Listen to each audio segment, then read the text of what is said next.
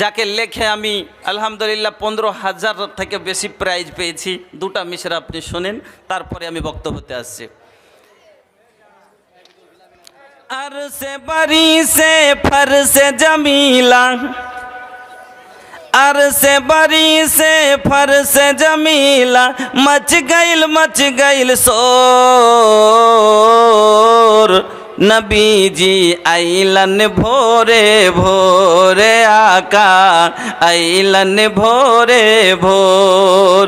अरसे बरी से फरस जमीला, मच गइल शोर। नबी जी आइलन भोरे भोरे, आका आइलन भोरे भोर।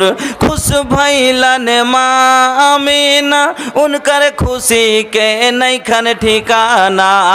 खुश भइलन माँ आमीना, उनकर खुशी के नैखन ठिकाना। अबू तालिब के खुशी के मारे नाचे लागल मन के मोर। नबी जी आइलन भोरे भोरे, आका आइलन भोरे भोर।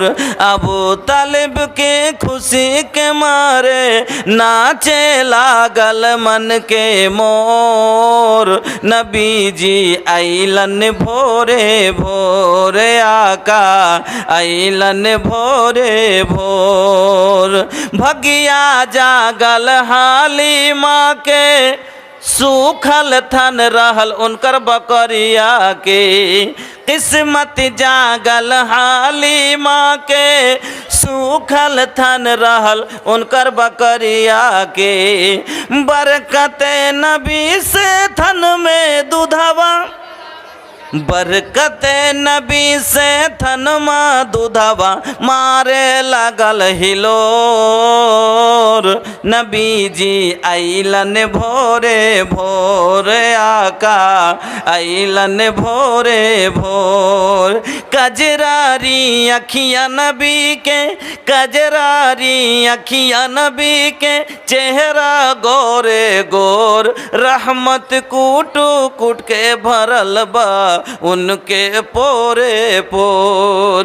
कजरारी अखियाँ नबी के, चेहरा गोरे गोर। रहमत कूट कूट के भरल रहल उनके पोरे पोर। नबी जी आइलन भोरे भोरे, आका आइलन भोरे भोर।